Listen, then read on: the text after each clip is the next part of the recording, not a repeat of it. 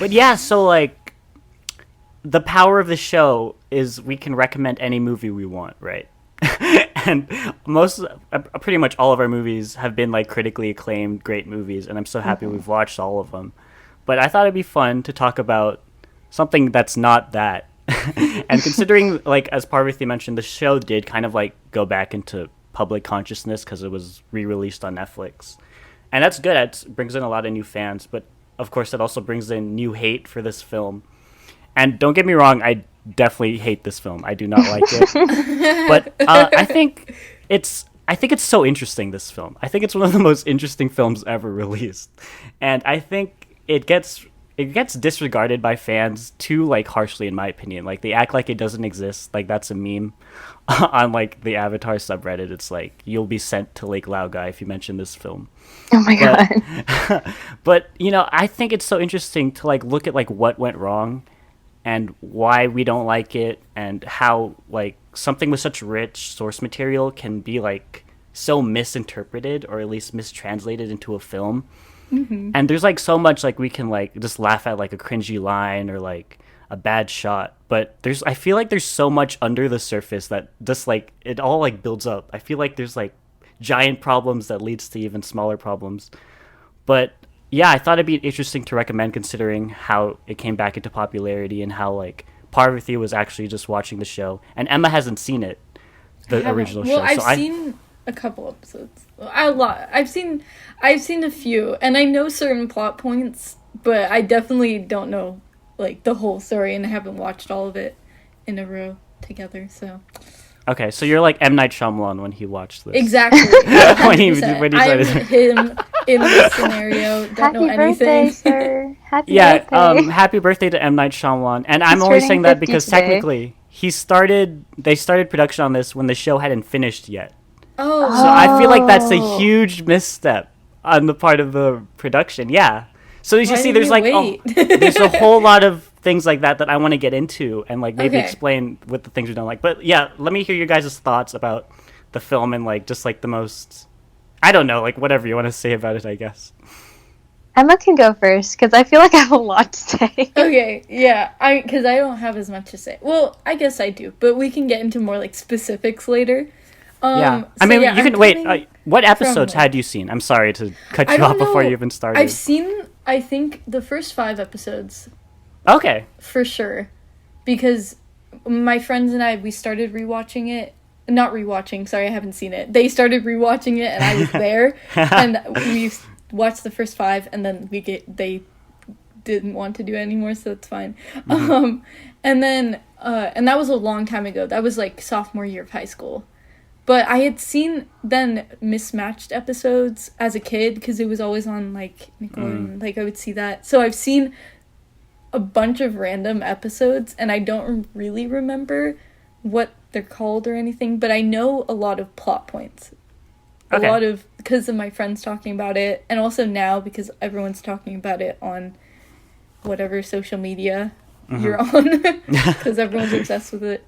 So I know, but I'm pretty much coming from an outsider's perspective, basically. It's still bad. Well, okay, the thing is, the way I feel about it, if I were a kid and I didn't know anything about the show, and I saw this movie, I just put it on, it would be a great thing to kill like an hour and 40 minutes, you know? You don't, like a really young kid, not like probably 8 and below, you know? I feel like that is a good age range. Solid 8 and below. Yeah, that Yes. is a great, because it kills the time. A kid would find certain parts very interesting, but for the most part, that's like to the extent of the positivity that people would have for it. It's just, it feels like a really bad TV movie, but that has a really big budget. And it doesn't make sense. And it's just, it's kind of frustrating. But also, I didn't hate the time that I watched it. Because it didn't bore me. which I was surprised by. I thought I would be bored, but it was just bad. Isn't that so interesting? Like, it's not a boring It's film not at boring. all. That's so weird, though. It's I honestly think it's completely watchable. I agree, which is so frustrating, but at the same time, I know I don't like it, and I know it's bad, and I know I haven't seen the show, but even I can tell, like, they're really butchering, like, the amazing parts of the show, and they're trying to condense a whole season of a TV show into a movie when they should not do that, or they could have done it better, but even still, I don't know. Ooh. That's solid. That's good. Yeah. Interesting. Yeah, I mean, okay, I think just okay, so like a main thing for me watching this movie was like I went into it knowing that it's horrible and that people like say that it's just like terrible and stuff too. And I do actually disagree that I did get kind of bored about like of it in between too. Oh, like really? there was Can't relate. yeah. But like okay, so for me, the show itself, like I just finished it I think on Sunday and it was like beautiful and I was very happy that I watched it. And there's something about the show that carries this constant like charm and kind of consistency in like the characters and how the plot flows and things, and it feels very steady in being able to like understand all of the characters in themselves and like the stories and how they're all connected and stuff in this one like beautiful world. But in the actual film, like, I feel like a lot of it is cut short because they're just trying to fit in this whole first season into one movie. And so I feel like I feel like he hits every plot point, but he hits it so fast that you don't have time to think about it or process it. So you don't, like, really understand it or really know why it's relevant to any of the characters at all. And so because of because of that, and because of, like, the structure that it's done into, like the organization of every single thing happening too, is just so confused with how the show flows too. And so he tries to do it in a more chronological order almost, but it hits differently when you're watching the TV show because it's not chronological necessarily, but you still understand. Oh, wow. It is chronological, but I understand I can explain it more, but I don't want to. Okay, because I didn't know that. Yeah, like some of the events that happen in the show, they show them more as like flashbacks versus in the movie they just have it happen, so then you understand it happening on its own already.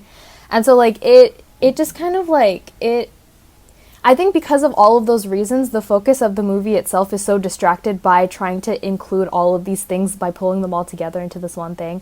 And that's my main problem with this whole thing. And because of that, it's just unable to stay attached to like the original charm of the show and of the characters, and like understanding that each of the characters are actually more complicated than the movie itself makes them seem. And it's I think that's one thing I was like surprised about it being a children's show too, was that it's so like all of the characters get developed so well, and they're actually all so complicated in the ways in all of their like motives and like how they feel about like the war happening with the Fire Nation and everything. And I think that's why I have like such a high level of respect for the actual show. But the movie couldn't develop that in them at all because it was too busy trying to hit all of these plot points rather than like developing in that in itself.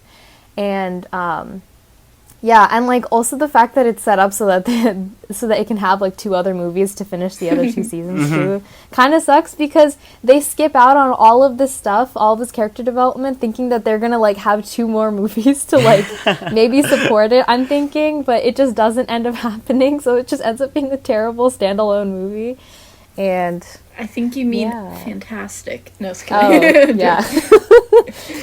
All the hints for them to like drop other movies, it's just like so funny. It's funny. It is. That's why I don't think I was ever bored, because I just know like it's just pointless. But I don't know. Anyways, go ahead. Yeah, to what Par was saying. So like the first season of Avatar, it's such an interesting thing to me because it's like I honestly don't think it's as good as, well, I think most people agree with me. It's not as good as the second and third seasons. It's a lot of character development, but at the same time, it's also very like, what's the word? Episodic. It's not, the overarching plot of the whole show doesn't really drive the first season because it's really just about Aang going around to whatever like town he wants to go to that first season, which is part of his problem as a character, as like not wanting to take responsibility of his role. But and that leads to the show being episodic. Like, oh, here's a new village, here's a new problem, and that's a lot of the first season. So at that, it's kind of weird to adapt. You know, it's kind of already like interesting. Like, how are we gonna like take these episodic episodes and form like a plot through it? And it's like, what parts do you pick up and what do you not? And also, the most important parts of the first season are through flashback, as Parvati said. So it's like, when do we include the flashback? Like, how do we? It's kind of a mess to even think about, and it's hard to condense that all into, I think, 100 minutes. I think that's all this has. Yeah. Like, this movie needed to be a lot longer. Yeah. Like, even for, like, I can take Harry Potter for an example. That first movie is like 2.5 hours long, right? Like, that's how long the first film is. I think it might It be is? longer. It's no, yeah, it is 2 hours 38. It Are may you be 2 kidding? hours 40. I Yeah, don't know. so you need time Yeah, to you develop. need that. You need, especially for a first thing, and the fact that it's only like an hour and a half, basically, that's only like 3 episodes of the TV show, right? So it's just it's baffling to like think about that, you know. Yeah, I agree. know. I feel like. Wait, did you stop talking? No, yeah, go ahead. Oh, okay. Yeah, I agree, because I feel like back to your point, I was actually going to bring up how like the Harry Potter adaptations too, where it's like, even though like one book of something is actually kind of a lot to fit into a movie as well. Like, I feel like it's up to the filmmakers to really like analyze what makes a good movie, but also what parts of it you can actually cut out that aren't as relevant, and what's still gonna like hit you as being like, these are the characters that you watched in this TV show, and this is how we're gonna like show it to you, but in a movie form, like in a cinematic experience kind of instead. And I remember when I first read the Harry Potter books and I was watching the movies too, I was like, oh, but they left this part out and they left this part out and stuff too. But in the end, it's still a good movie, and they're still like pretty well structured to the point where like somebody who has never been exposed to any of it can come in, watch it, understand the premise of it, understand most of the details of it, and they don't have to be distracted by all of the smaller things that happen. That's just like a little treat for the people who have actually read it. But they still characterize like the characters in a way that's like, oh, these are complex beings that have like mixed states of emotion, and they have like different ways of thinking and stuff, versus like in this movie for Avatar, it's like they try to just like keep everything, they just try to just like stuff every single like visit in, they try to stuff every like crazy thing that happened, and they just try to like get all of these events in that might not necessarily contribute to how the characters interact with each other or anything too. Like, one of my biggest things is that Sokka is not funny, and it makes me so sad, because he's such a silly, like, fun, like, comic relief character in the show whenever things do get kind of intense, too. And it's just, I love, like, his dynamic with Katara and with Aang, too, because he's, like, the one that doesn't have powers, but they do. And so, like, having him be, like, that comedic, like, that cool, like, funny character, versus like what he is in the movie, where he's just really intense and really angry all the time. He's also like barely in the movie too. Yeah. All of his lines are just very like intense and very like, don't do this, Katara. And then Katara's like always so worried and so like scared, and she doesn't have the same like matronly like loving, comforting friend charm as she does in the movies too, and as she does in the show, sorry. And yeah, it's really upsetting, because it just feels like I'm really watching like a different set of characters rather than what we have been seeing in the show as well. So, yeah. Yeah, dude, Sokka has, I'm just thinking, he has some intense lines, man. Like, at the end, he's like, Yue is dead. You gotta save us all. Like, and he's like so serious the whole time. I know. I completely understand that, yeah. But, so I shared this with Emma and Parvati yesterday, but I have the Blu-ray of this movie. Nice. Yeah, so what Emma said earlier about like an 8-year-old kid liking this film, like I liked it as an 8-year-old kid. Yeah, I'll be honest. exactly. And I actually watched the movie before I watched the show. I should have gave my whole backstory. Okay. Yeah, you My should whole- have, because my you whole said flashback. it before and it was interesting. Yeah, I have a whole Avatar flashback with this movie, but yeah, so basically what Emma said, like, you would always see the show on Nickelodeon, right? Mm-hmm. But I didn't start with it, right? So it would always be like middle episode. So it's like, why would I watch the show? Yeah. But when the movie came out, I went to go watch it, and I really liked it. I think I was 9, so I think I was above your limit. So What does that say about you, sir? Yeah, I know. Sorry, it just took me a while to get my taste apparently in film. But yeah, so I liked. I thought the world was awesome. And it is awesome. The world is awesome. The source material is actually awesome. And I think that's what I liked so much as a child. So I thought this movie was amazing. Like, I think I gave it a 9 out of 10. Like, I would rate movies. I'm like, this is a 9 out of 10 movie. I'm so happy I didn't give it a 10 out of 10. Oh, man. I'm just imagining, like, 9-year-old JJ being like, yeah, this is great. This But is like great. it fit for a kid, it does. I can see it, you know? Exactly, yeah. It feels like it's like a dumb family adventure movie type. Yeah, exactly. It is so perfect. If that's all it was trying to be, that is perfect. It hits the mark. It's great. That's good. But the thing is, that's why it gets such hate, is because that's not what it was trying to be. Mm-hmm. Or because that's not what it could have been. Like, not even yeah, close exactly. to what I know, and it's sad.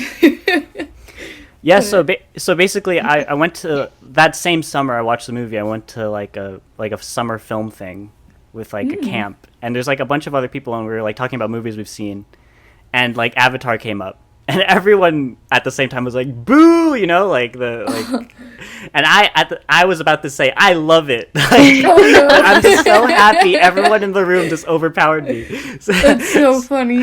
So I just love. I think I remember literally just like pausing and being like, "Wait a minute, did I see the same movie everyone else did?" Yeah. So like I would always ask people about it, but never like actually give my opinion. So just to hear what other people thought. So and then I like went online and I finally looked at reviews and I'm like, wow, people actually don't like this thing. Aww. And then I never watched the movie again actually until like 6 years later, 5 or 6 years later. I thought you were gonna say like yesterday was your first time watching it up since then, and I was getting so shocked. Yeah, for the past like 19 years, the past like 14 years of my life. Wait, I can't do math. But like Same. it's like I love this movie, but just yesterday I just figured out it was bad. I like that. That's funny. But yeah, so I rewatched it a couple years after that, and I couldn't even finish it, and I couldn't even get 5 minutes into it basically, like because I watched the show in its entirety after the film came out, and I think that also fed into it, like just me cringing at the beginning when they're like pronouncing everyone's names wrong and like everything's just off about what I know. Yeah. And I feel like that's I honestly feel like that's the reaction to most like fans of the show when they watch the film. It's like that can't even get past the beginning because it's like blasphemous. Right? That's why I feel like it's not watchable for people who actually do like the show. I feel like there's like two groups of people who can like go into it. But yeah, so I mentioned I had the Blu-ray copy because like my mom bought it for me because like she knew I liked it when I watched it. That's so sweet. Yeah, so I finally popped it back in today and I watched all the behind the scenes because I really wanted to know like what was going on here. Yeah, okay, so I expected like a Batman and Robin behind the scenes. If you guys don't know, Batman and Robin's like one of the worst movies of all time. It's George Clooney as Batman. And basically, the behind the scenes to that movie is just them admitting the movie sucks. I love that. Yeah, it's great. It's like, I didn't think it'd be like that. It's like, they got it so wrong. I don't understand why this was the decision. And Joel Schumacher, rest in peace. He passed away just a couple months ago, which is sad. Aww. But the BTS ends with him being like, if I offended anyone with this movie, I apologize. I'm sorry I didn't. And it's just like, That's so nice. So I expected, I know, it's actually really nice. Like, they know they messed up and they're like, apologizing. I respect actors who can own up to them being in shitty movies. Because there's so many that just don't talk about it, and I'm like, come on, you gotta admit. Like, come on, let's be real here. Yeah, so I was expecting that going into the behind the scenes, but a lot of this BTS was shot while they were making the film. So a lot of it is people like really hyping it up. Like a lot of it's so excited, and I'm pretty sure now if you ask them, they'll all admit it's not very good. I talked about this off air, but Dev Patel said this movie was shit recently, which is hilarious. But yeah, so I watched the BTS and everyone was so excited. Everyone was like, "Oh, it's great. You know, we put a lot of work into it." And I'm genuinely like impressed. Like there's a lot of like great work that actually went to it, a lot of talented people. And I just want to read off like the talent going into this film. So, let's see. So the creators of the show, Mike and Brian of the original TV show, they were executive producers for the movie. Oh. So they had access to the original dudes. Like they're here. They gave opinions. Like they said Aang's tattoo should be all like, you know, in the how it is in the movie, like filled in with like art and stuff. So like they contributed to the film. Obviously the rich world behind it, that's part of the talent going in. Frank Marshall's producing, and he's produced the Indiana Jones films and the Back to the Future films. So that's your producer. So good. Sorry, I love it. Oh my god. Okay. We got M. Night Shyamalan as a director. So, like, I don't know what you guys think of M. Night Shyamalan. Do you guys want to give a quick opinion on M. Night? Have you seen Yeah, I've seen a lot of his, actually, which is kind of funny. I just feel like I randomly watch his films. Like, they come into my life, and I'm like, oh, he's alright. I enjoy some of them.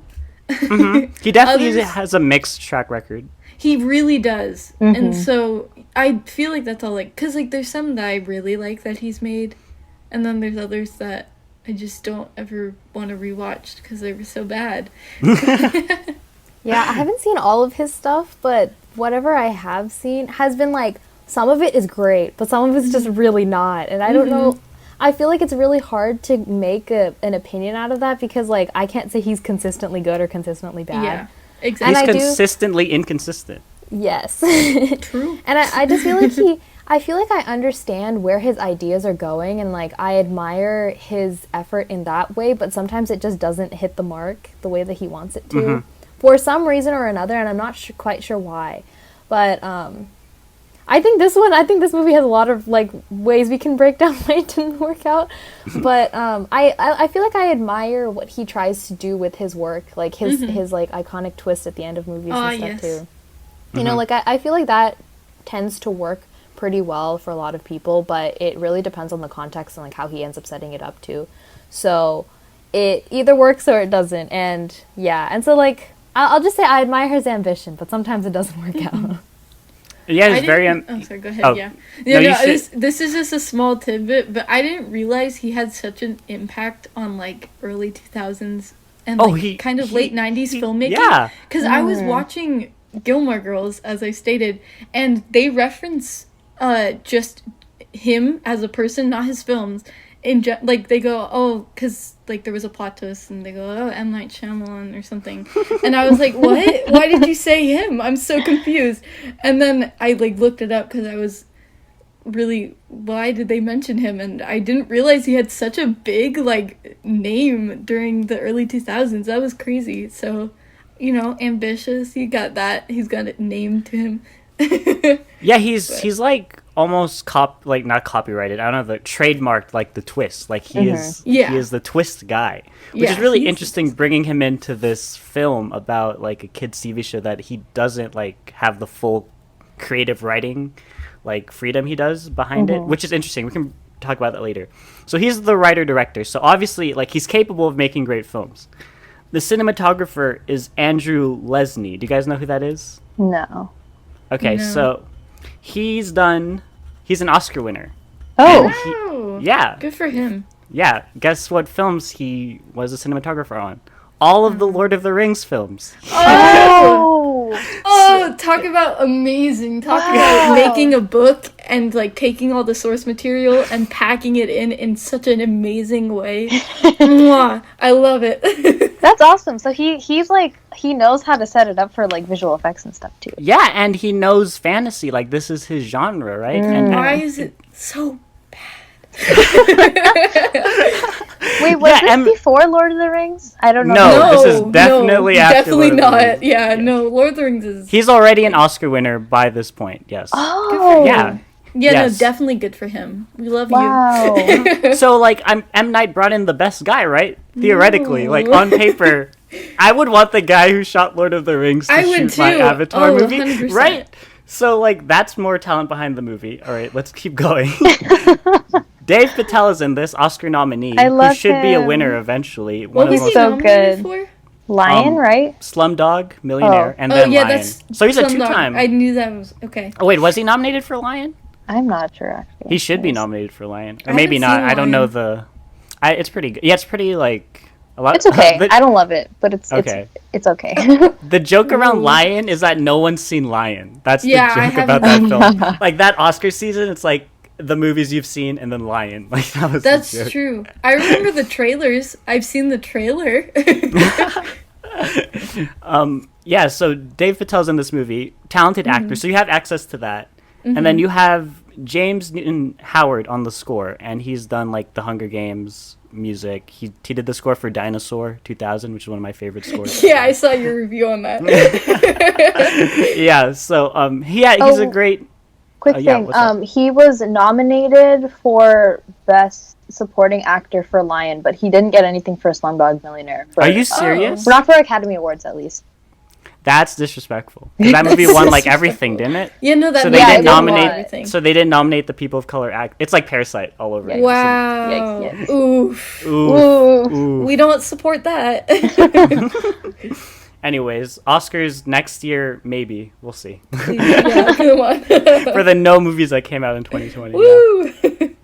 Yeah, so and then in the BTS, like I watched like everything on the art department, the stunt team, the visual effects department with ILM, who's like Industrial Light and Magic. That's Star Wars. That's like the best Oh. visual effects team you can get, and it's like it's bad. Like I saw like the stunt guys were like so excited, like they brought in 300 guys for this final battle scene, and they were coordinating it all, and they had M. Night wanted to use a lot of practical effects, like in a lot of the BTS, you see actual fire, a lot of smoke and everything. Oh. So all this talent and all this hard work going into this film, but it still came out so wrong. Yeah.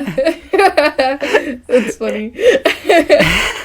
It's bad. Like Parvati has like the like meanest face. Ow.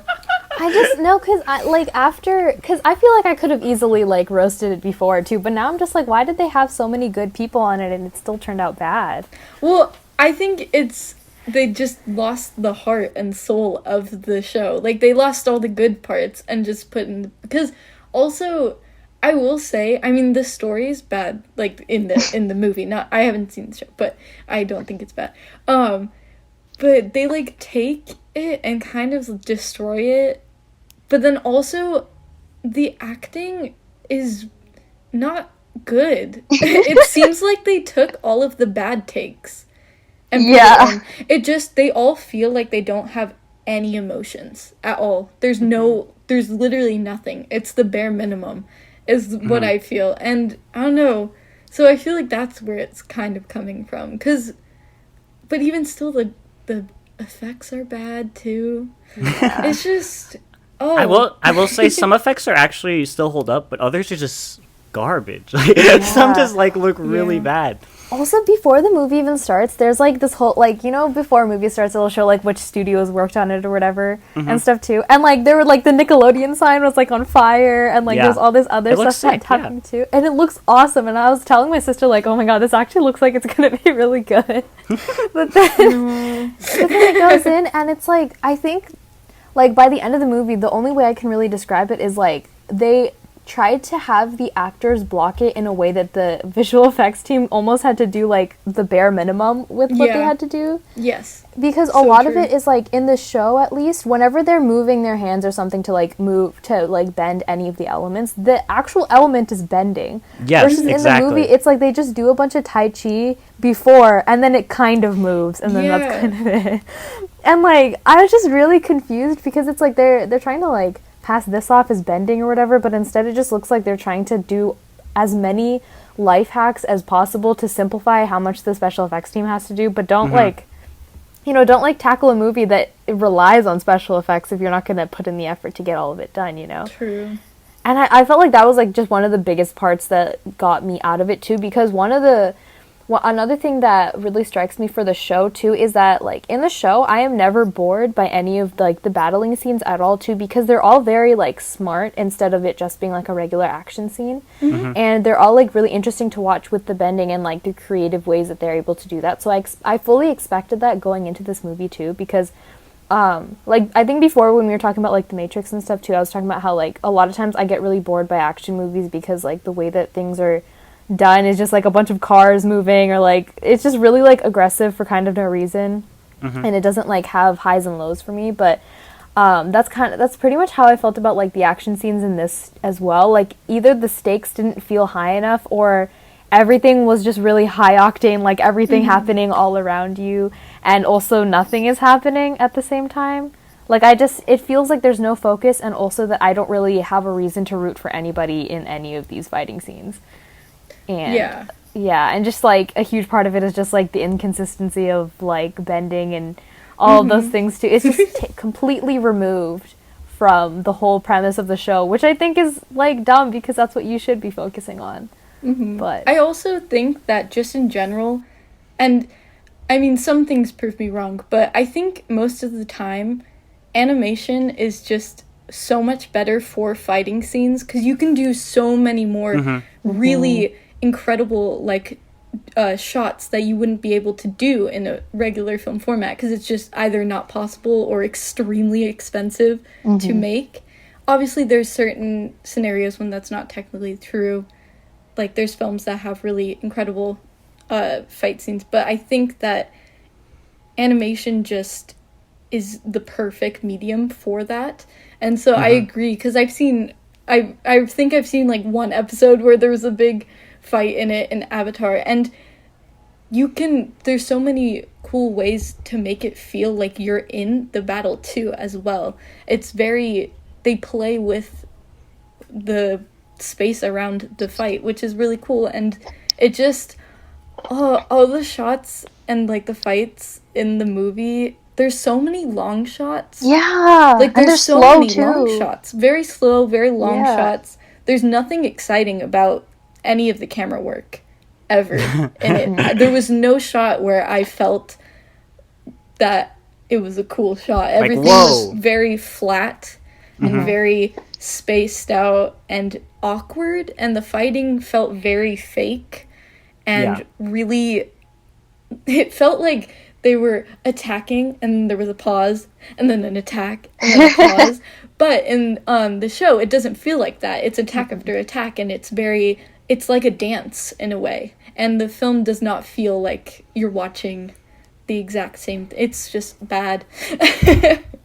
But yeah, I'm happy we're talking about the action. I completely agree. Like, it's almost like there were budget issues, right? Yeah, it feels certainly like there that. had to it's be. Crazy. It feels like there were a lot of shots where someone should be bending something, but they're just not. In the show, it's like you move and then like the element moves with you. But in this, it's like they do like a whole routine and then the element moves. Which is so, like, it's like, were they planning on having other things happening? Like, what happened there? It's baffling. And I'm happy you mentioned the thing about the long shots. So, some of the BTS talked about filming one of the last scenes of Aang, you know, that oneer where it's, like, a side view, and he's, like, going through, and he's, like, finally, like, when he joins the battle at the north, and he's going through everyone, and they talked about how complicated the shot was, you know, and it's, like, it's basically practical. They had Noah Ringer strapped up to wires, and he was going through, and I know it's, like, interesting, like, we talked about, like, you guys mentioned, like, oneers. It's, like, why these long shots are kind of boring. But, like, long shot action scenes are sometimes some of the best action set pieces. 100%. Off the top of my head, Children of Men has some of the best action scenes I've ever seen. And it's because of the oneer. It's because it follows the character through the action. And it's, like, you see that idea going into this fight. So I watched that BTS, and I went back to watch that scene.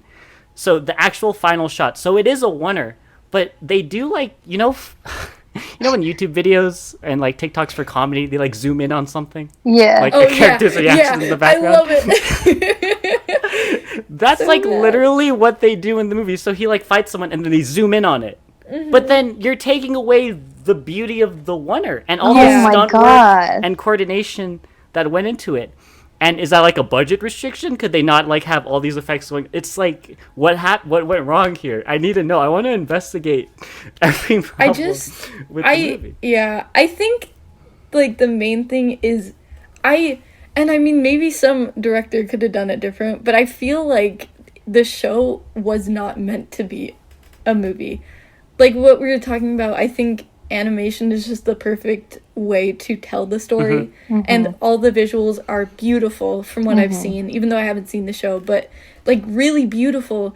And the way that the story flows is perfect in that in the 3 seasons that it goes through. That's great. They should have kept it like that. They shouldn't have even touched it, because not only was it hard to transfer over to a script for a film and trying to condense everything and missing out on all of the character development and literally any personality in any of the characters, because there's like bare minimum, but also with the fight scenes, like I was saying, you can't transfer that over into the film because it's so hard to make it's so hard to make the action scenes look the way that they did in the show, and also you just can't replicate that. And so I feel like the answer is it should not have been made into a movie.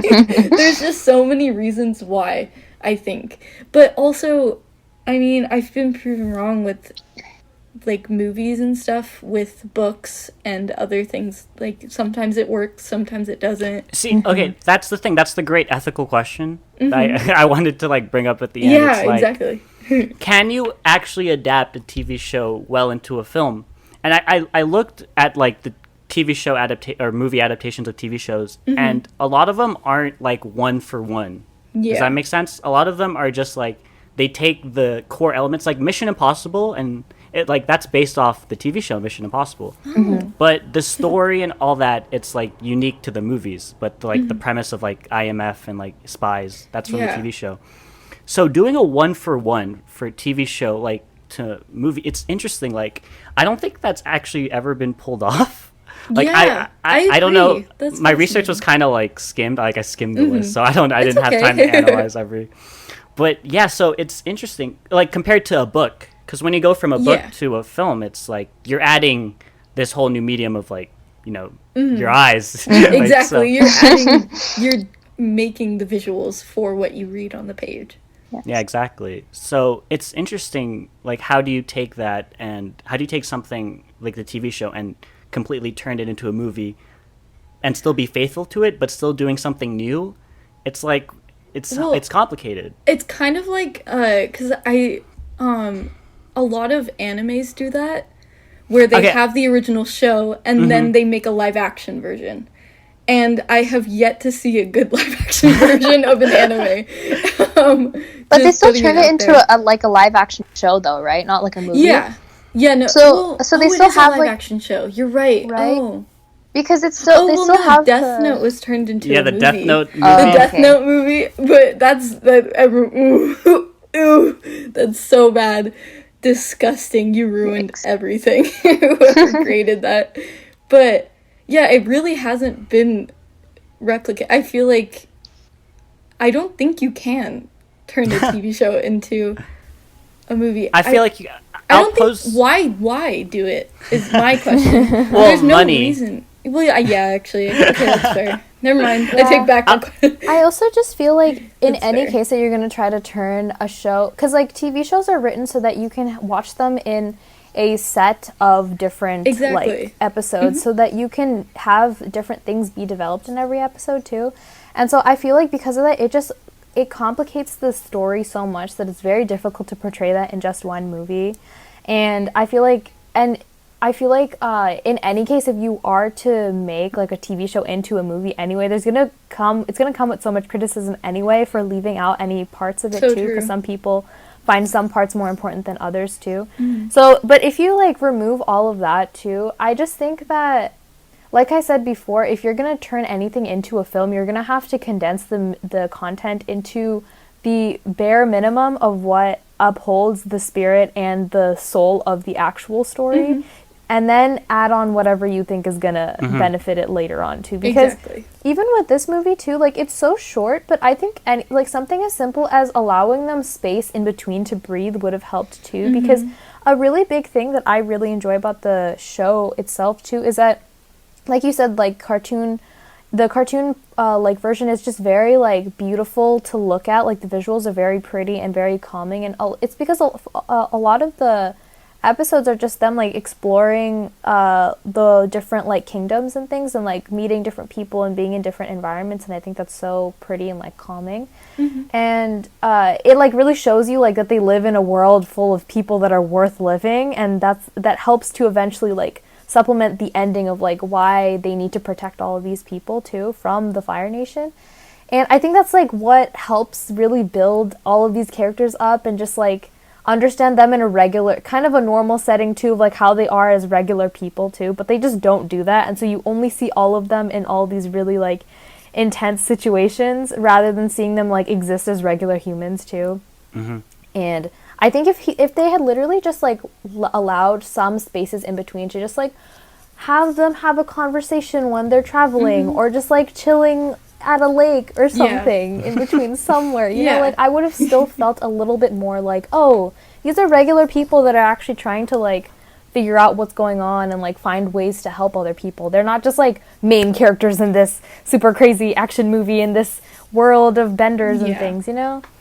They should have focused a lot on the character development in the first film, and then in the future next two movies that they were planning on, they should have then, like, because I feel a lot of the focus of the film was around Aang's, like, power and where it's, like, from, but you don't have to explain that in the first film. Like, you can leave that until the second one and just focus on the characters. In the first, for sure. I feel like, it would I have completely been agree. so much better that way, and it would have been interesting, because basically, like you were saying, some of like the first season is building up the characters and finding out like their personalities, what are they like, what are their strengths, their weaknesses, all of that, and the movie just does not touch upon that at all. I mean, a little bit with Aang, just a teensy bit, but it just took away all of the character development, which is necessary for people to like your film.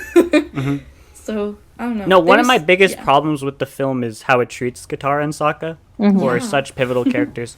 Man, if only there's been like a franchise that's adapted with like 3 leads across like a magical world. I don't know. But I'm gonna pose this question right now, so we have time to think about it, and then maybe we can like tell our answers at the end. But M. Night Shyamalan, of course. Happy birthday, dude. Oh, yeah. So like this is kind of his brainchild in a way. I feel like a lot of the problem stems from his interpretation of the source material. And do you guys think there would be any director who could actually pull this off? No. That's my question. You don't need to answer it right now. I think I have an answer. Okay, I can think about it, but I'll come You can think you don't need to give the answer right now, yeah. But just to finish up the whole action scene, whatever, mumbo, jumbo about the film. So yeah, I totally agree with Emma in terms of like animation. Is like just the freedom there for like fight scenes is so great, but also that's why things like The Matrix work so well, because there's such an influence of animation into those fight scenes. 100%. That's why those fight scenes are so great, and it's making it tangible. That's what makes it so cool. So I do disagree that I feel like the problem, the whole TV show into movie, you have to find a way to make it all feel real and relatable. Yeah, you have to find that story thread. And it's so like they didn't really have one in this movie. Like the main plot is like the hero's journey of Aang. Yes. But it's like what does he really learn to like not let his emotions flow like water? Like what? But he did let his emotions flow like water. That's why he left in the first place, because his emotions flew like water. So where it's just, there's already like a conflict there. All right, so M. Night and his writing. So we talked about he's like the twist guy. So they brought him in to adapt this world. And I totally think he is a fan of the show, even though he didn't really get it in translating. But yeah, so watching the BTS, he said he had a 6-hour script. Like the film was 6 hours long when he first wrote it. So obviously the studio told him to cut it down. He's like, I don't know what to cut down. But I feel like he cut everything down. I feel like he was too good at cutting it down. But yeah, and he said his like, where am I? So yeah, I was watching the BTS and he said like family is the key thing he wanted to focus on. And how... That's not... Sorry.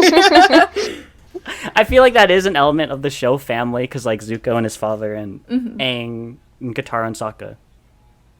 Yeah, what? You don't I think think that they family's a big exist part? in the movie. I don't think they're No, not the movie. I'm No, talking about we're the not show. talking- yeah, Like, the show. Yeah, the oh, show. okay. I Family- was like, they exist No, so I- in the movie, but I don't see it at all. so as, yeah, like, the a show has pivotal- all these philosophies and lessons that you can pick from. You don't need to focus on all of them for an adaptation. So he decided to focus on family, which makes sense. But the movie doesn't focus on family though. And the BTS, he said like, I wanted this to be about family. And then Noah Ringer, the person who plays Ong, how they pronounce it in the movie, he said M. Night told me that every line, every scene in this movie is about family.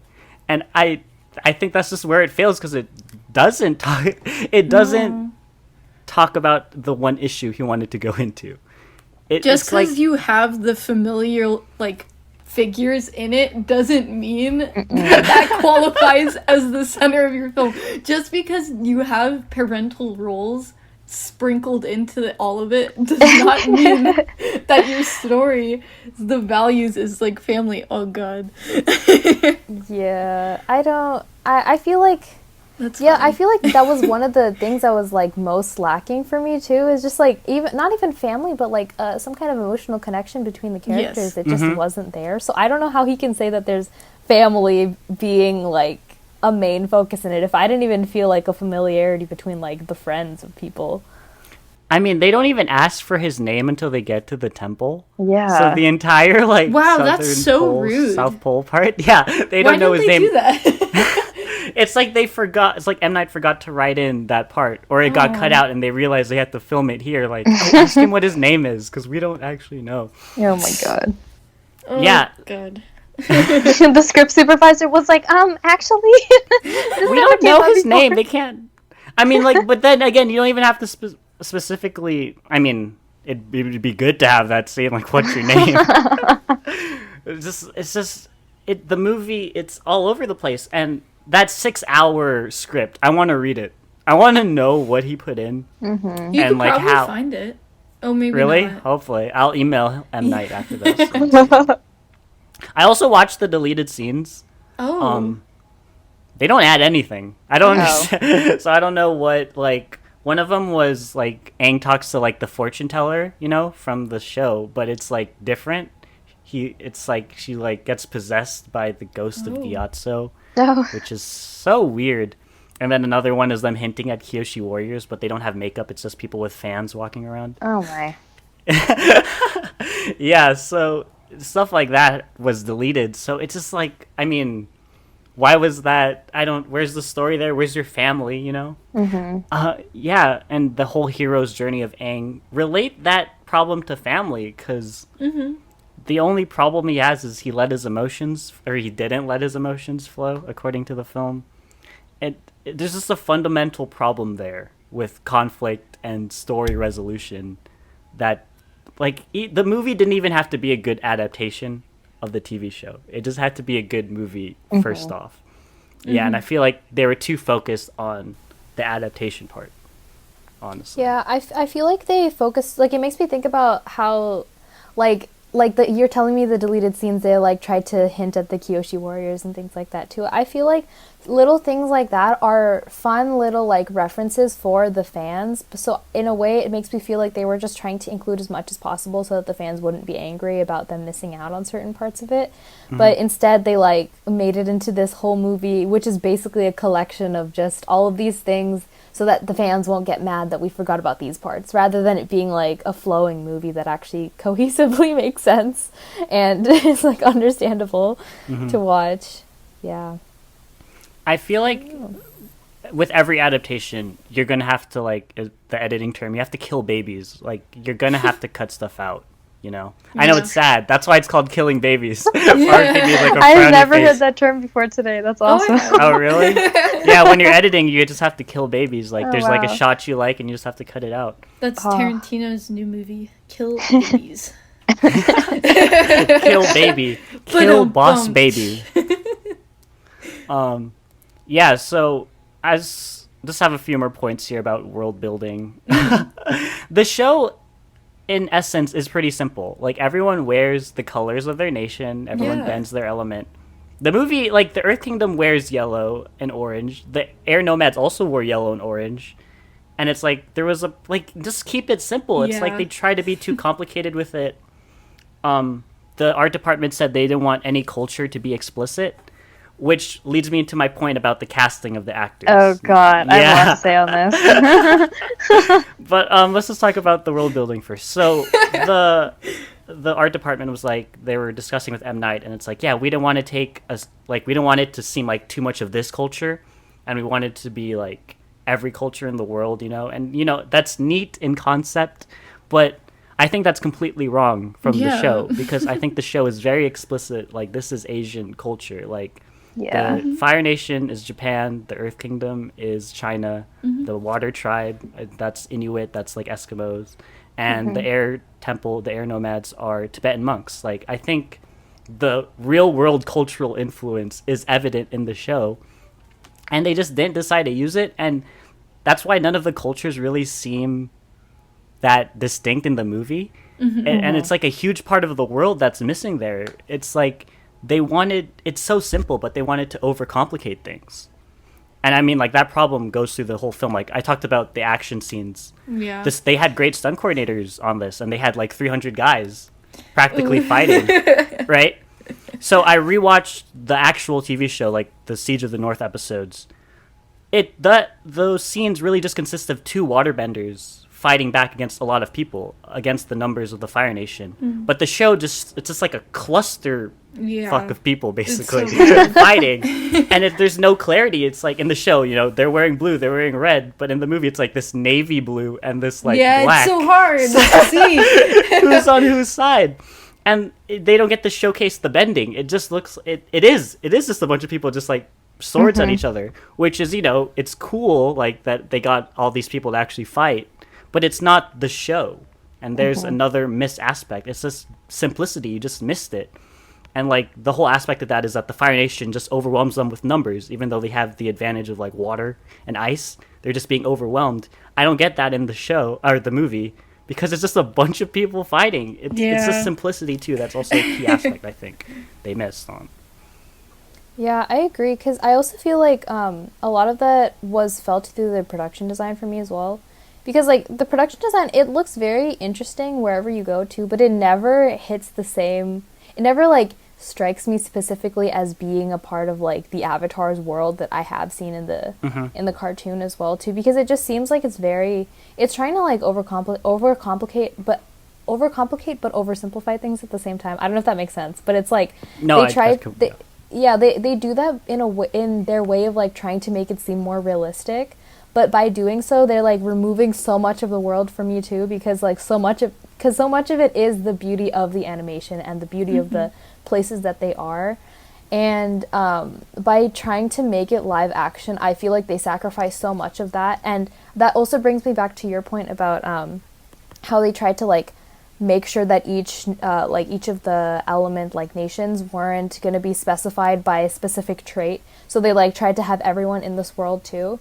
But I think like it's just really it removes so much of it because they're trying to make it seem like a realistic real world thing in our world rather than it being like a completely different world with different types of people and like different types of people that exist in a different set of worlds.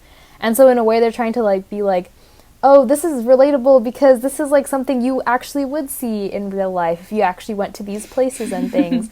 And also we're going to include like all of this diversity in the cast so that everybody has something that they can relate to also, which I'm usually for, but this time I am not, because if the original TV show already insinuates like cultural beginnings from a different set of like cultures for each nation too, then don't try like diversifying it, because then it kind of removes that. Yeah, exactly. It literally reverses what you're trying to do. Exactly. And it makes you feel a lot more detached from it too, because it's like it literally just looks like an ensemble of random people that they casted too, because they didn't have like a specific need for each type of character too.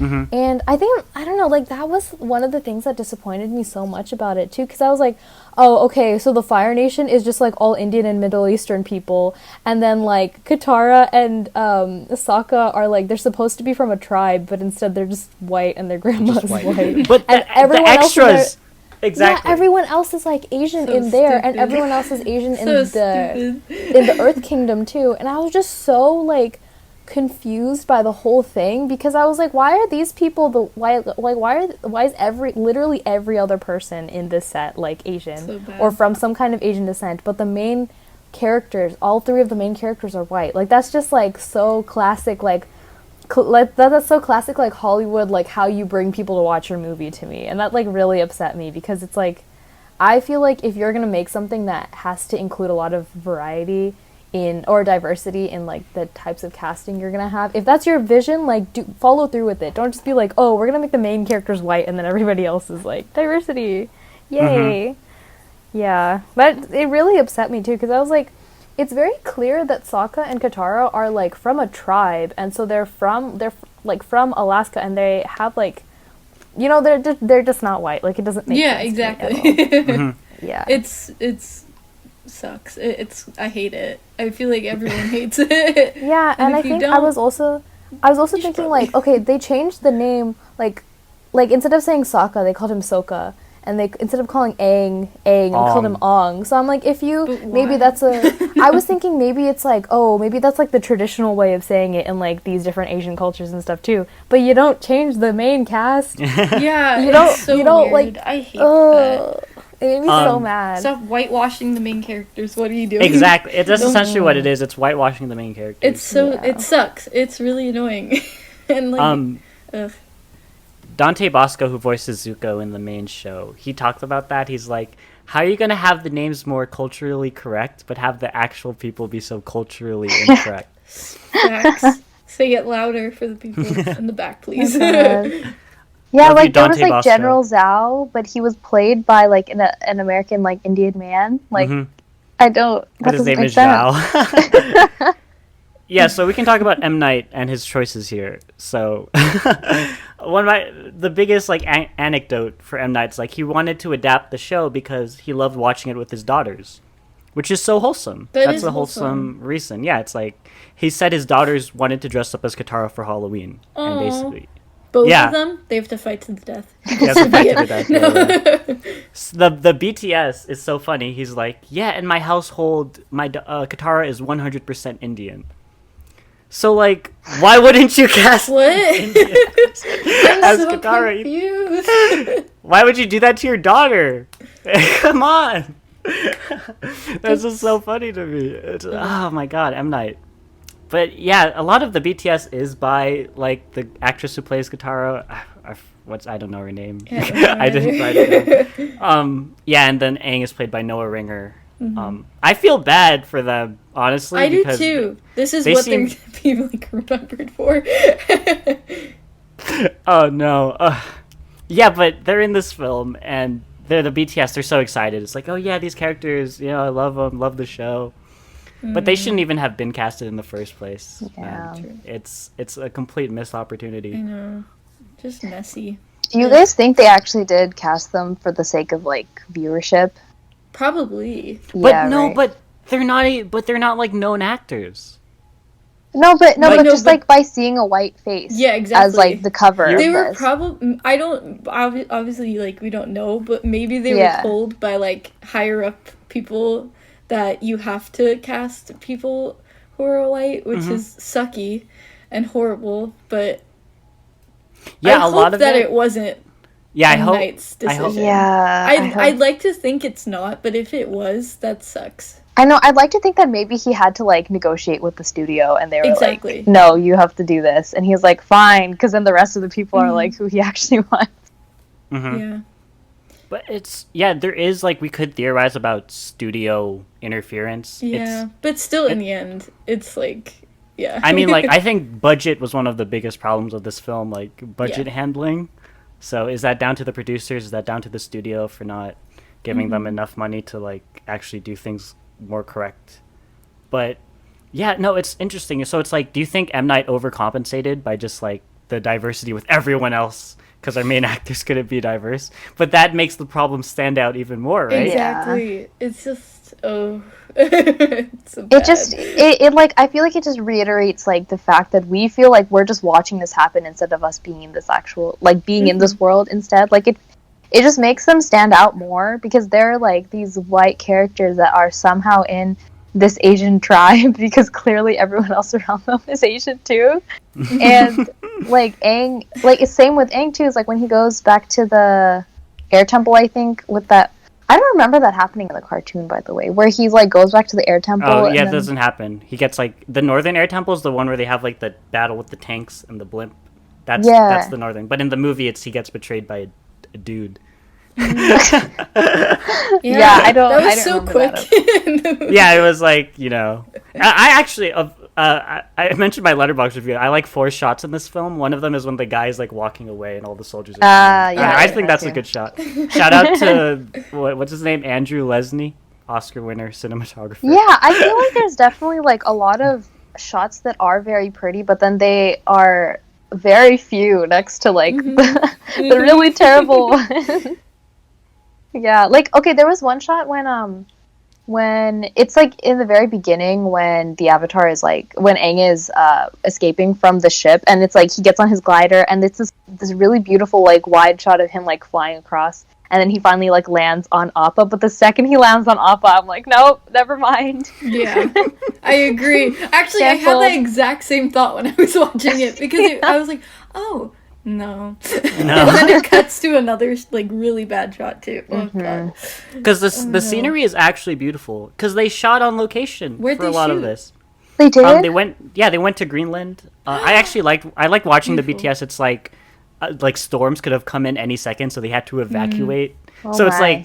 like the consistency there for the shooting. It's like you're making it harder on yourself. But the location does look pretty. I would give them that. Wait, how much of it was shot on site? What do you mean? So like the whole southern water tribe, that's all Greenland essentially. Oh, Except, why I does guess, so the much of it interiors. look fake?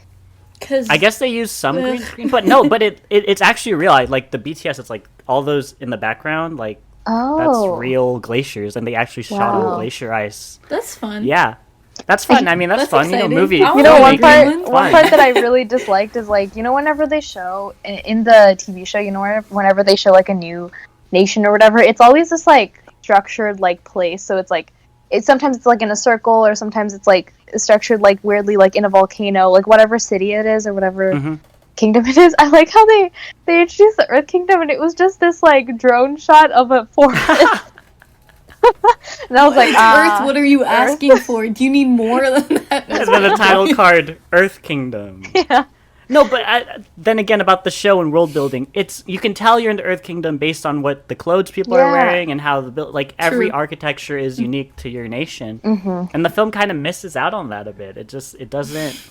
It's not as explicit as it needs to be. It laid back, but also put a lot on itself while laying back. It's a weird paradox. Yeah, I think that's one thing that like live action versions of things always like strike me as too. And it's not as horribly done as this movie does, but like I feel like one thing that they often miss is like the color palette that's very helpful in people understanding where they are and stuff, because they're like, oh, in real life they're not going to be wearing like bright blue or bright red all the time. But it's like it's a fantasy world. Yeah, it's a fantasy world. People are gonna have trouble already understanding a real life version of it. So you need to reiterate that in other ways too.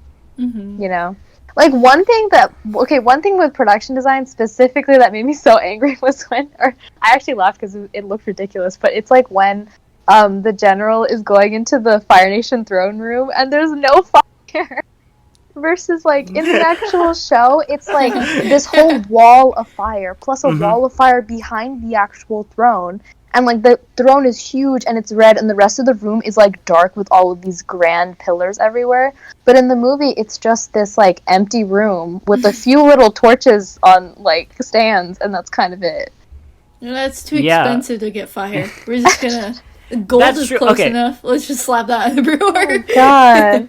I feel like they blew all their budget on Greenland and the final set, which was the largest set ever built on the east coast of the United States. Apparently, the whole Northern Water Tribe was a practical set. So the Fire Nation Palace, the inside of it looked like a modern hotel building. It did. Yeah. I would stay there with my family on a vacation. Yeah, sign me up. No, I'm just kidding. Yeah. And the Fire Lord. I mean, we could honestly go through every character, but I don't want to. That's too exhausting. I'll just talk about the Fire Lord, and then I'll focus on Katara because I feel like she's kind of the heart of the TV show. So you kind of her failure in the film is kind of really important. But the Fire Lord. So the show builds up to him, right? You don't actually see his face till the 3rd season of the show. That's so Lord. cool. Oh, yeah, that's I right, love that's right. when movies and shows and everything does that. That's so much. Yes. And the movie does not do that. No. We see him the whole time, and we do not see him firebend once in the movie either. How are you supposed to establish him as like the big bad? Like one of the deleted scenes actually was him firebending, which I admit was actually pretty cool. But firebending in itself is not that cool in the movie because they nerfed it so hard. That's you need odd. a source of fire to firebend in this movie. Yeah, what? I was so confused. It makes him it makes him look like the weakest element, right? It does. Yeah, exactly. They took over the entire world. Exactly. They need to be the strongest. Yeah, fire's like, oh, and everything else is like, meh. Yeah, exactly. Also, like when the Fire Lord like came onto screen too, like me and my sister were like, wait, is that Ozai?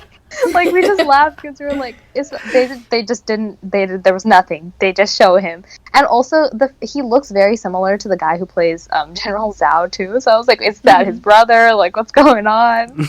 I was so confused. And so I think that was a lot more disappointing than the fact of like Iroh not being like chubby and soft as we see him in the show. But like I was fine with Iroh. But the fact that they don't even build up Ozai to be like as powerful as we're supposed to think, it just makes me think about like if they had succeeded in making a 2nd and 3rd movie, how would they build up Ozai after like already introducing us to him and not showing us at all what he is capable of, rather than being just like a random like leader of people, you know? Like I don't know how it would have played off after that at all. Like, even the show, by not explicitly showing his face, you don't need to show him doing any firebending, because it's like, we, as an audience, are not even worthy enough to look at this guy. Yeah. So, there's that whole mystique that the movie missed out on. That's sad. Just to have a guy walk around, like, he's literally just walking around, chilling, not doing much. How is this guy supposed to be the big bad? How is he, like, the emperor, you know? It's a missed opportunity in terms of conflict, just the whole Fire Nation in general. By evening the playing field, you took away a lot of the conflict. Yeah, exactly. That's so sad. That's really sad. Yeah, it's, you know. Yeah, because also you see Azula so much more than you see the Fire Lord ever, like in the entire show too. So it's really fun in the show to watch her like just keep succeeding in everything she does, because she ultimately turns into one of the bigger villains too. And so it's kind of like Ozai also, like Ozai is this great big like forbidden thing that we know for a fact is very powerful, and we don't know if he's actually like a force to be reckoned with. But Azula actually earns our respect because you see how much she actually can do and how powerful she actually is too. But in this, she has like half a line. What does she do? Well, I mean that's and that's how laughs. It is in the show. She laughs in a shot. She laughs as well. No, yeah, I agree. That last shot, that's a really bad no offense to the actress. No, she laughs earlier on. She just has a shot where she's laughing, and I was like, what? That's such a fake laugh. Oh, right. She's in that flashback for like a second. Where it's like he gets hit. No, but that's exactly how it is in the show. Azula isn't in the first season, except that last scene and the flashback. Yeah. So that's why she's not really in the movie. Because she's the setup for the next movie that will never come out. Dude, I was so excited for Azula too. No. I'm so excited. I'd watch it so bad. Yeah, me too. As you can tell, I think this film is just so interesting. Yeah, no, there is a lot to say about it. Like, I feel I don't know, it's so complicated for it's such a bad movie. That's what makes it so interesting to me. I know people like want to dismiss it and I don't think it doesn't exist.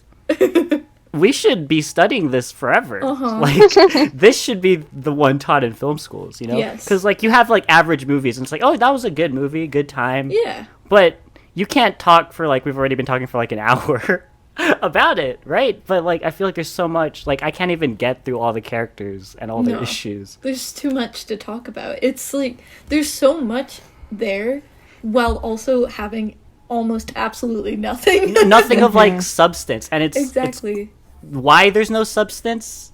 That's a lot. Why it's bad. There's a lot of.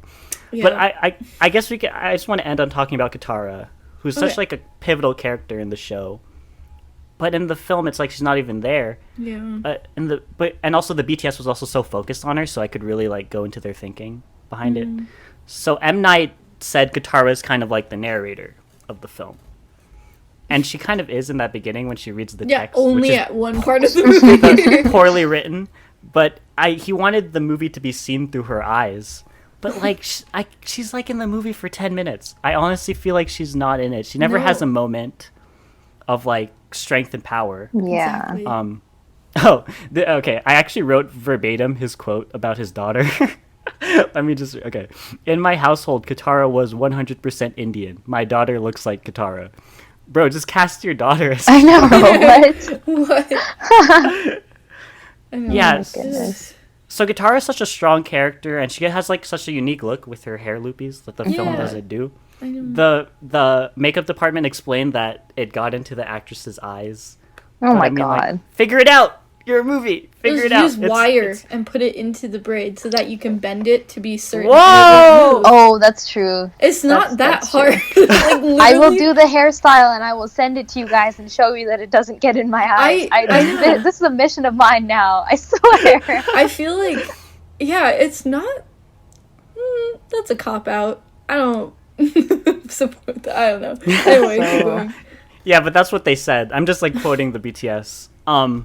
Yeah, so the actress, I feel so bad I don't have her name written down, but whatever. But yeah, she's completely right about what she says here. She talks about Katara being such a strong character, how she's like I'm not like other girls.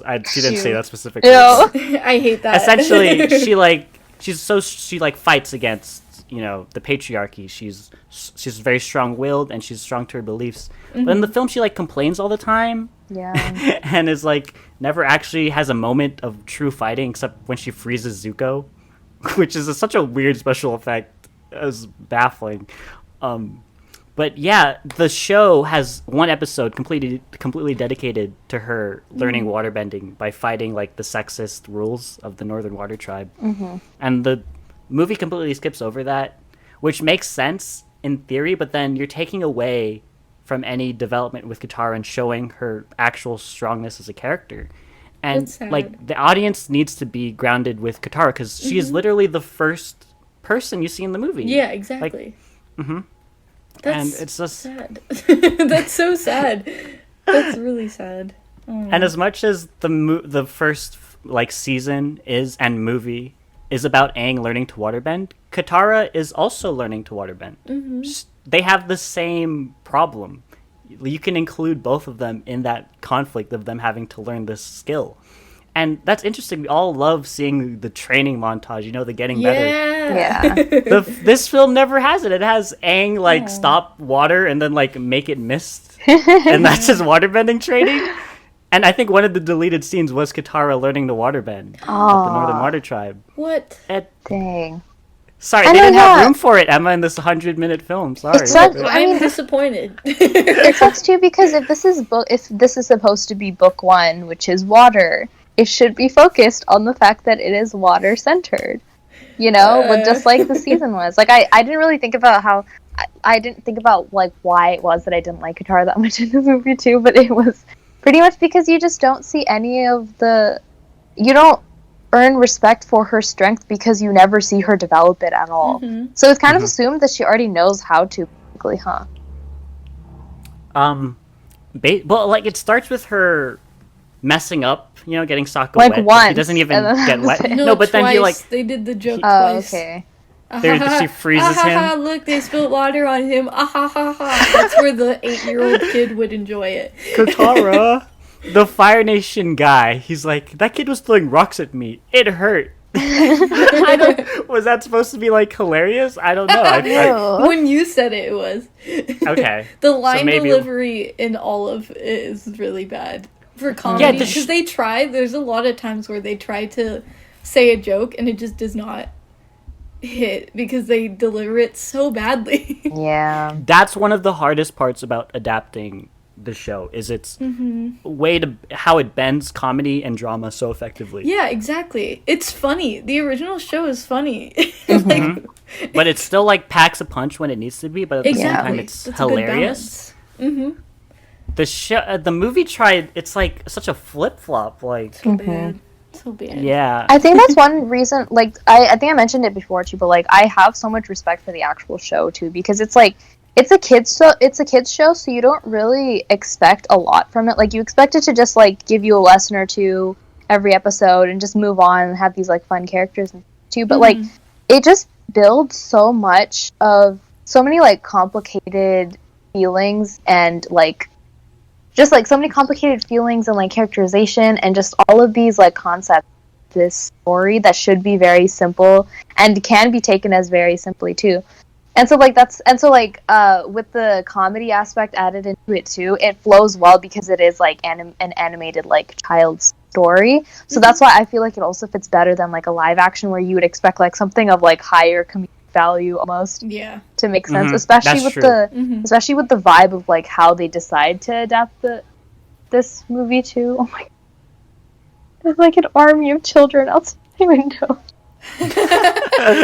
Army of children. They heard you talking about Avatar, and we were like, well, Avatar! You think kids these days know what Avatar is? I don't think so. Yeah. Oh, it's back on Netflix, so watch it. True. If you're listening to this and you haven't seen the actual show, watch the show. I haven't. Yes. That includes Emma. I was about to I'll watch it eventually. It's on my watch list. I have always wanted to watch it. I just, it's always been at the bad times, like when I can't watch it or I just didn't have the attention span.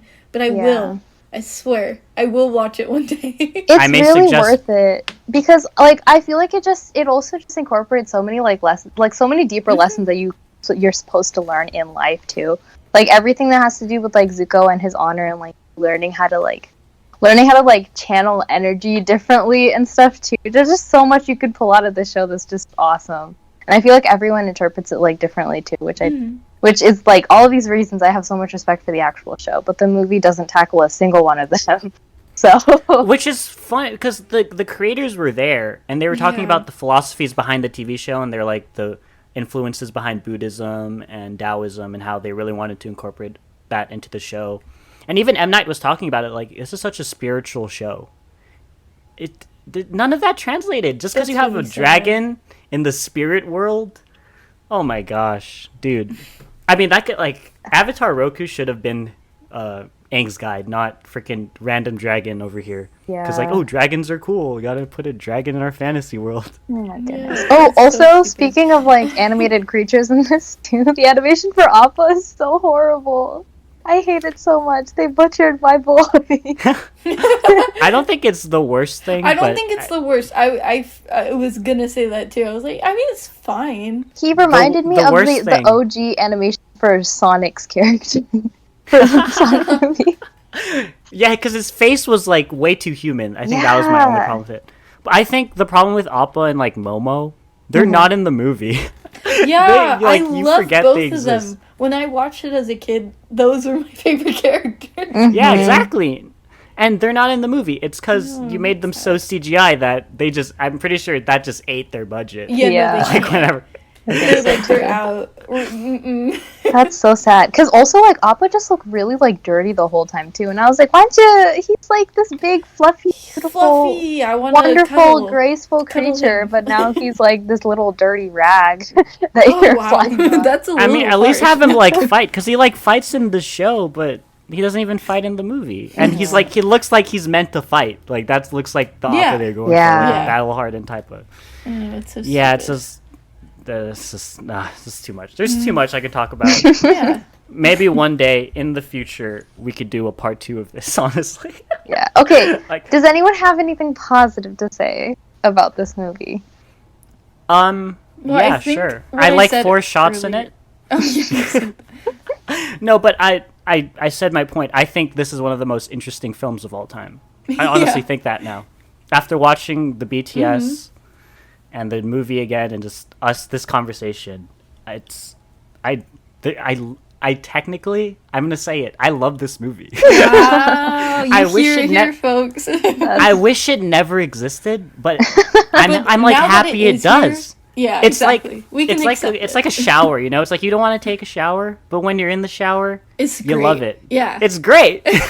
Nice. And I honestly wish M. Night got to finish this. I honestly do. Happy birthday, Night. Happy birthday. Happy birthday. I feel like that's the biggest compliment I could give this movie. Yeah. Like, it's more interesting than like 90% of the films ever released ever. You know? Yeah. It's not your deep, serious art, but it's such a great like investigation or like observation to like franchise filmmaking and what could go wrong. That is really true. It and is like a studio great filmmaking. Because they did everything wrong. Yeah. Like even just like the budget. Like if you nail this film, the revenue from like everything, like theme parks, even merchandise, toys, it could be one of the most popular fantasy franchises. You can like Harry Potter and like even Lord of the Rings, Star Wars. Fantasy franchises can get you so much money, but if you don't stick it, it's like they were afraid to like give the money up. You know? Yeah, it's just I mean, I said earlier, I feel like my main only positive is if you were a kid under the age of 8 and you put it on like a Sunday afternoon, you would have a great time. You would be, you know, as long as you hadn't watched the show before. Exactly. Yes. Okay. Yeah, Yes. No, if you hadn't seen the shows and just went in with a blank mind and you're on Netflix and saw that and went, yeah, sure, I like fire, that looks cool, click, and then watched it, you would probably have an okay time. I don't think you would think about it later on when you're an adult and go, wow, that movie impacted me as a kid. It would just be in that moment, it entertained you, and your parents were glad that it entertained you because they wanted to do other things, and they're like, okay, watch this, Timmy, I'm gonna go read magazines outside. You know, it's great. So in that sense, parents also benefit from this film. Wow. Very good. She's thinking about all the I'm thinking about everyone out there. All the bases covered. Yeah, that's about it. That's about my positives. Parv, what did you like about The Last Airbender? I liked Aang's like tattoo. Like I liked the intricacy of it actually. Okay. I thought I would despise shout out it, to but the it's actually creators. cool. I think it's a cool, like, that's a cool way to adapt that, I think. Because I don't think everyone would have been like, why is he blue? Like, I don't think having, like, a blue tattoo is natural in real life. But I think it serves a purpose, you know? It was interesting. I like his tattoos. That is all I will say. Yep. I mean, there's so much, like, Zuko's scar, which is such a defining part of his character. Such a weak scar. Is non-existent. Yeah. Why don't you just, like... It's so crucial to his character. It's is. Like when you think of Zuko, you see the scar. Like you don't. There's. You could literally just draw a face and then like a scar. I know. Oh, Zuko. That's awesome. Exactly. See, exactly. I haven't even seen the entire show, and even when you say Zuko, I will see that face in my head because I know exactly. Like that scar is so important. So it's so. Pathetic. Yeah, because to me, the scar is like, I feel like just with everything that happens in the show too, the scar is a symbol that Zuko can stare at himself in the mirror and remember everything that his life is like pivoted around. But when I see it on Dev Patel, like it's just so like, okay, half my eyebrows gone, and that's kind of it. Like, is that a budget problem? Is that just the art department dropping the ball? Is that M. Night creative decisions? Like, what went in? Like, you could look at every problem in this movie and think about what caused that. Like, why did that happen? Oh god. Yeah, and like Zuko's one of like the greatest fictional characters of all time in my opinion. Agreed. And I haven't even seen the show, but like I know his story arc because my friend sat me down once and went on like an hour rant about it. Wow. So I know his whole story. Because you can. I know his whole story arc. I know his like everything about him, and I was disappointed when watching this movie. The movie doesn't touch on it as like doesn't even touch the surface of what that can be. His character's so cool. His character's so interesting. It's whatever. the source material. Like we didn't even the fact that we even touch on Zuko like that much, who's like one of the most important characters. I know. Almost like basically the important character in the show if you think about it. Truth. It's crazy. Really crazy. I think that was funny because there's like a fat part of the movie where like Iroh's just like, oh, there's lots of like pretty girls. And yeah, everyone loves taking that line out of context, but I feel like in context it's like a 6 out of 10. No, that's a little high. 5 out of 10 line. But without context, that line is so creepy. I know exactly what you're talking about. Oh god. No, but that whole scene where like I think they're sitting and they're trying to hide in the Fire Nation somewhere, and it's like they're sitting and drinking tea, and then he's like, oh, there's lots of pretty girls here, and then Zuko's like, you know why I can't talk to pretty girls yet, and he invites a whole other kid to be like, what happened to me? And he's like, that's why, uncle, as if his uncle wasn't there when all of it happened too. He just likes being dramatic in the movie. Oh boy. Yeah. There's so yeah. I want to say one more thing about in the show, his first line is finally, which is so just what that one word talks about so much, man. Like it's when he sees the boys, like he sees the light from the iceberg and he's like finally. And that says so much, right? Mm-hmm. He's been looking for this guy forever and he's got him. And the show it's like, uncle, look. Just take the show's line. Just have him say finally. That it's just I don't get the sense that he's looked for this guy his whole life. No, it's so casual. If I didn't know anything, I would just assume that they were just, cruising out in the ocean, they're cruising having a good time, and then they go, oh, look at that thing. Oh, let's go. Let's see what it is. Interesting, and then just go. But like that's not how it's supposed to be. Yeah, I think that just also brings into question like when people do make remakes of movies in general too, like I think like it makes me think about how there was the new live action like Lion King movie of how they did a frame for frame recreation of the whole thing, and people like criticized it because it wasn't really like creative different or anything, but it still like served its purpose kind of too. And like I feel like if you do a good mix of like putting in your own creativity but also including like essential lines that have already been used in the real show to like help you feel more grounded in that too. Like they didn't even do something as simple as having the pronunciations of the names be the same too. So I'm just like, like it just feels like completely different characters. Sokka is not Sokka, and like they're just very like completely different characters, different entities, and I don't feel attached to like wonderful TV show that I watch. Literally, some of the greatest films of all time are adaptations. Like that's just a fact, and there's a whole lot of reasons why they work. Like, and some of them are because they don't adapt the source material like verbatim. Like, The Shining comes to mind. Little Women, the most recent one, comes to mind. True. Just sometimes you just have to be unique with the source material. Yeah. And this movie just doesn't try to do any of it. No. Yep, and that's all I have to say about it. Before we end, do you guys have an answer to my question about if there was a director you could send back in time to try and fix this film?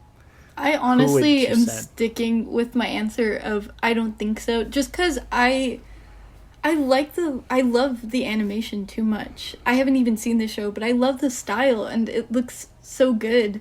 And I just think that I don't think a film would be able to capture that. And I agree. I don't think a film could be even close, but I feel like it's worth trying. Nah. I don't know. I also, now that you like mentioned how there isn't really any TV to movie adaptations really out there, I think good one-to-ones. There are good movies based on TV shows. Of course, yeah. I mean, I can think of a bunch, but I feel that I don't think anyone would be able to do that and capture the same thing, and or even like bring a new light to it. I just don't think that would be possible. Yeah, I kind of agree, because I feel like every director that I am thinking of like tends to have their own, just like M. Night Shyamalan's twist, they all tend to have their own like signature move, but I don't think any of them would really work well with the source material either. Just because it's a lot of complicated. It's a lot to add to a story, and also to think of somebody else trying to add another twist onto it or add another stylistic element just doesn't make sense to me, because the way that it has been presented has been done so well. So I don't really see anybody else doing it better than the show can do it. Even in like a movie form, like I don't know how any of that could really work. So okay, yeah, that makes sense. I do have a choice, but before I get into that, just M. Night being hired, such a weird concept when you think about it. Very weird. Yeah, I don't understand why they. Well, I mean, I guess because he has a big name, but at the same, and like you're trying to bring in, because I don't know, I haven't seen any of the trailers, but from the way the movie is, it feels like it's kind of targeted towards like kids a little bit. So like you would assume that was trying to get like adults to go and see it too. Yeah. But I don't know. I will say the teaser trailer for this movie was actually pretty good. Oh. I will say that. Well, yeah. I'll check the it music out. that comes in. There's a ridiculous amount of CGI ships in it, but I think the trailer's cool. The music's nice. Yeah. So before I reveal my choice, the thing about animation is there is like a missing part of like legitimacy to it, which is sad because it is a legitimate art form. But it is really sad. There is like a mindset that like if it's not real, it's not as valid as it could be, which is sad, and I don't agree. Yeah, but I feel like that is. Way, but I feel like that is a mindset that exists. I think that as well. Yeah, personally I don't feel that way, but I know that I think a lot of people do. Like some people will see the animation just clock out of it or won't take it as seriously as it needs to be taken. That's sad. So I feel like a live action Avatar might help change that, but obviously, Yeah. But yeah, my choice would be Guillermo del Toro. I'd send him back in time to try to fix it. I feel like he can balance fantasy elements and drama very well. And he was going to do the Hobbit films, but creative differences. And then Peter Jackson messed up his own legacy. But yeah, I feel like if there's anyone who could try to balance a fantasy world like that, it'd be Guillermo. But, we'll never know. Yeah. Well, it's all we have now is just this such a unique artifact of film. And I'm happy we got to talk about it for this past hour 40. Wow. Whoa. Okay. Is this our longest pod ever? No, I think the Birdman one. Oh. Well, we'll see. Well, we're not done yet. We have one more part, and that's Emma. Did you remember? That's your turn. I did remember. I did. It was hard for me to think of one because I was kind of just like going back and forth between a bunch of different ones, and like really random movies too, like really random ones. But it's kind of ironic. This is the second time this has happened. We've mentioned the movie in the podcast already. Wait, I need to... What? Well, actually, shall I say movies? Oh my god, is it? wait. Don't tell me it's... We're watching The Lord of the Rings! Wow. Because I was thinking about, like, last time when you were saying franchises that, like, failed and, like, this was trying to be something amazing. Well, this succeeded in being amazing, and that's why we're gonna watch it. Also, because I love them. I haven't seen them, so it's going to be We need to watch all time. 3 Lord of the Rings films? Yes. Wow. I'm going to be honest, I haven't watched all 3 in a row in probably, like, over a decade. So, this will be interesting to see, like, what... Yeah, I'm very excited. Yeah. I haven't watched them in a while, so I wanted to revisit them. Parvati, have you seen them? I haven't seen any of them. Or watched it. I've watched like one of them. I don't know which one it is, and it was a very distracted watch. And I was in India, and I was like drawing while I was watching it on some random like movie TV show thing, and so I didn't pay any attention to it at all. Yeah. Well, and also what I was gonna say is we could also talk about other successful book to movie adaptations because I think I love talking about that. I think it's fun. And Can we not talk about Harry Potter so I don't have to watch 7 Harry Potter I'm definitely films plus bringing 3 up Lord of the Rings films? Bring up I'm Harry definitely Potter. going to. You're gonna I'm make gonna me. bring up The Hobbit, I'm gonna have to too. watch 10 movies in the span of a week. You have to. It's important. Oh, do we have to watch the Hobbit films too? No. Don't No, How many overtalk God. Hobbit yourself. films are there? There's 3. There's There were supposed to be 2. Oh. And that's the issue with the movie. Oh no.